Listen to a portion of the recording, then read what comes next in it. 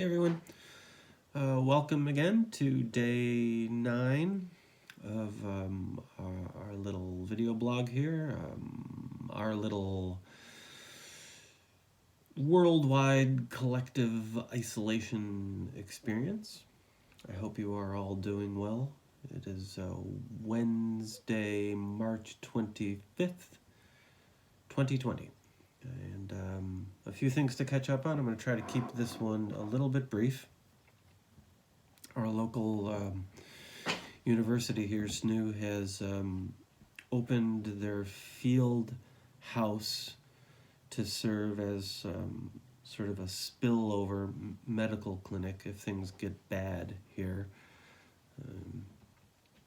And on one hand, that's good news.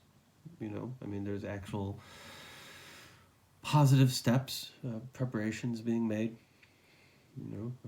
So we're not caught without a plan. On the other hand, that's terrifying.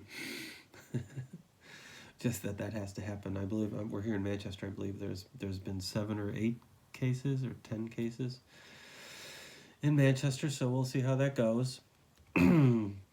I was thinking, speaking of preps, a friend of mine on Facebook was talking a little bit about prepping for all of this, and I don't know about you, but I've gone through these sort of extremes, sort of emotional extremes, where on one hand I think, well, if I'm just going to keep writing and I'm going to keep talking and I'm going to try to keep creating because that's what I do, and if we can all just get through this little tough patch, we're going to be fine. And then the other part of me thinks, nope, why am I wasting my time with this when I could be, building a greenhouse, right? I haven't clearly not done enough prepping for the apocalypse. So I suspect the real answer lies somewhere in between. Anyway, I hope you're all doing okay. Tell me how you're doing. If you feel up to it. Again, comments down below. And who we're going to feature today? I want to talk a little bit about my friend Kyle Newton. He's a great local writer. He writes primarily steampunk stuff. I met Kyle up at the Cog Railway. He used to work for the Cog Railway, and he writes all these pretty neat steampunk books. They're all on Amazon, standard stuff. I'm going to actually mention, you'll see his links down below. But during this period of time, at his website, he is writing a series of stories. He's trying to do a story a day up on his blog to help to pass time and to help read. To help you get into some reading and to spend some time with a great local author.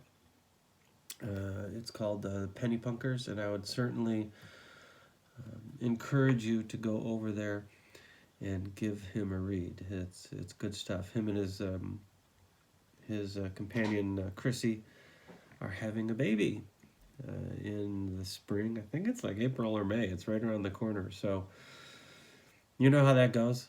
Kyle's not going to have very much time pretty soon, so go and read his stuff now. So that's what I want to feature today. That's good stuff.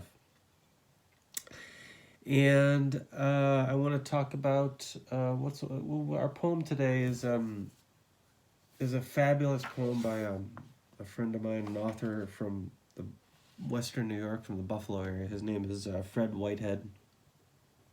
Just a great guy. I met him through the Dog Ear Bookstore, which is the bookstore in West Seneca there. Fred used to put on some events there, and I think they still do. Well, they're not anymore, but they've been doing, they do a monthly event, like an open mic event there. And Dog Ear was actually the very first place in Western New York, my hometown, where I held an event, and that was put together by Fred, and he's an extraordinary poet. So I was just reading his little book here. This little book I'm going to hold up. Here it is. The book of poetry is called Luna. There it is. Luna. And I'm going to put Fred's contact information down below as well. it's a very, speaking of prepping, right, and growing your own vegetables, um, Fred has this amazing poem called Planting Onions, which I would like to read for you today. So that's what I'm going to do. This is Planting Onions by Frederick Whitehead. 4 rows of onions in for sorrows, with each bulb pushed into furrows, along bounded rows, went a wee bit of trouble. Tiny worries gathered throughout the day, ensconced within a chrysalis of earth, waiting, as we all are, for transformation to begin its work.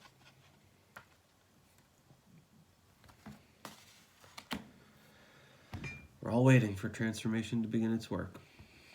What that transformation is going to be is anybody's guess. So stay strong. Watch out for each other. We are all we have. Wash your hands, and I will see you again in the morning. Take care, everybody.